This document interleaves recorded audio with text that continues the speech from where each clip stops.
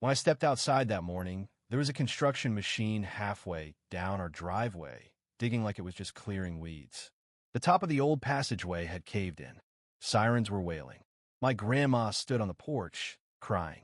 And the head of the neighborhood council, Miss Brenda, she was just there, sipping iced lemonade like she'd called for a garden cleanup instead of a demolition team. What she didn't know, that passage wasn't just some hole in the ground. It was built in 1952 by a military engineering unit as part of a civil defense project. And what she'd just done was a felony. Let me back up. I know what you're thinking. How does a neighborhood association get away with bulldozing a Cold War relic without someone noticing? Believe me, I've been wondering the same thing ever since this whole mess began. It felt like someone turned a suburban dispute into an episode of Demolition Disasters, HOA edition. Before the cops, flashing lights, and breaking news stories, it all started with a long-forgotten tunnel, a clipboard, and a woman who looked like she'd fine you for blinking too loudly. Last year, I moved into my grandparents' home after my granddad passed. Just temporary, I told myself. But time has a funny way of stretching out. The house is made of heavy stone and red brick, vines crawling up the side like nature, trying to hold on to the past. My granddad built most of it with his own two hands. Well, except the part Uncle Sam helped with. Under the hill behind the house, there was a tunnel, a concrete bunker from the Cold War days. Thick walls, heavy doors, the whole thing was made to survive anything. My grandfather used to say it was the strongest thing in the neighborhood. He was proud of it, and rightly so. As a kid, I used to imagine it was a spy headquarters or a secret escape tunnel. For us, it wasn't just old cement and history. It was part of who we were. And then came Brenda.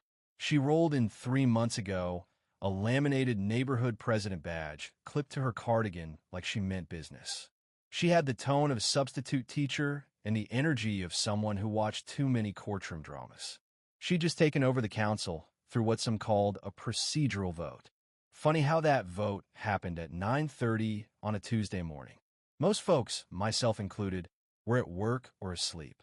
One day, she was the lady who silently judged everyone's lawn edges. The next, she had power, and boy, did she use it. First, I got a note about my trash bins not being hidden from the road. Then it was my mailbox being aesthetic non-compliant. Then came a letter that stopped me cold. Apparently, I had an unapproved underground structure posing a neighborhood safety concern. She was talking about the tunnel. I invited her over for coffee. I even laid out the documents, proof of the tunnel's historical status, the Army's involvement, state permits, even a newsletter from a preservation group that once called it a forgotten national asset. She barely glanced at the papers before telling me, "This isn't a museum. We can't allow creepy shelters under homes." I explained, calmly, that this wasn't something I built in my backyard for fun. It was built decades before the HOA even existed. She didn't care. She claimed she'd talked to a safety expert who told her it had to go. No names, no credentials, just vague threats dressed up like community concern. That's when I realized Brenda wasn't clueless. She was determined. Determined to erase anything that didn't match her narrow vision of suburbia. After that, things snowballed. She sent warnings, then fines, then demolition orders. I responded with everything, certified letters, emails, phone calls. She ignored all of it. One morning, I caught her in the yard, clipboard in hand. She was staring at the patch of grass above the tunnel. When I told her to leave, she didn't even flinch. "Just documenting safety concerns," she said with a smug smile. My grandmother started to panic. She asked me if they could take the house. I told her no. I hope I was right. Then one morning, I woke up to chaos. A digger was grinding into our driveway. The tunnel roof gave in. Dust flew into the air. My grandma cried. "Brenda?" She took a sip of her lemonade and said, "This was necessary." I told her, "You just destroyed a historic site. A military-engineered shelter from the 1950s. You don't get to erase that because you don't like how it looks." Her smile twitched. She didn't know. What she also didn't know was that I had already contacted the State Preservation Board, and they were not going to be happy. The rest of the day was a blur. Fire trucks, city officials, neighbors freaking out thinking it was a gas leak. Brenda just stood there like she was watching weeds being pulled. The bulldozer guy, said he was told to clear debris. He had no clue he was tearing into something federally registered. I handed the firefighter the folder I had tried to give Brenda weeks ago. He read a few pages, then radioed in, "Yeah, Chief, we're going to need someone from the state on this." Brenda finally looked nervous. Over the next 2 days, city inspectors, a state historian, and a federal official showed up. The historian was horrified when he saw the damage. He turned to Brenda and asked flat out, "Do you even know what you've done?" She tried to say she thought it was abandoned, unsafe, but the historian cut her off. "It's protected by federal law. You had no right." That was when it really sank in. She wasn't dealing with homeowner rules anymore. She was knee-deep in government red tape.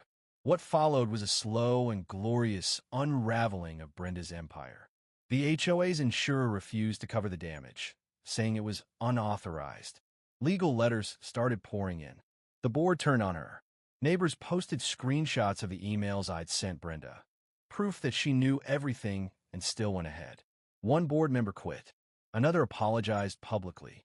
Someone even made a parody account called Brenda's Bylaws and posted fake HOA rules like no blue flowers after dusk. Meanwhile, the State Preservation Office fast-tracked our application for emergency restoration. A local historian called it one of the most significant Cold War structures still intact. And still, Brenda hadn't apologized. She tried to file a complaint, claiming she was harassed. The HOA hit back with a lawsuit of their own. Turns out she even used HOA funds to pay for the bulldozer without approval. That opened a whole new mess. 6 months later, after a full investigation, the state charged her with unlawful destruction of protected infrastructure. Not jail time, but the fines were big enough to bankrupt her. And here's the kicker. Her court-mandated community service? Assigned to the local historical society. Now Brenda gives presentations about Cold War bunkers to middle schoolers, including the one she tried to flatten. Poetic. The tunnel's restoration became a community project. My grandmother was the first tour guide. We turned the site into an educational exhibit, open monthly. The story of how one woman tried to erase history, only to become part of it, became the thing everyone wanted to hear. And me? I didn't just preserve a structure. I helped save a legacy. Because in the end, Brenda brought a bulldozer to a fight with the past. And history doesn't forgive ignorance. It records it. In the end, what started as a reckless power trip became a reminder. History isn't just in books. It's in our backyards, in the spaces people like Brenda tried to erase. She thought rules and a clipboard could silence legacy. Instead, she became part of the story, just not how she imagined. The tunnel stands again, stronger than ever, a symbol of what happens when a community chooses memory over control. Neighbors now speak up, connect, and protect what matters. And Brenda? She gives school lectures on Cold War history, ironically poetic. By trying to bury the past, she gave it a spotlight. Some things aren't just worth saving, they're worth defending. Here, History 1.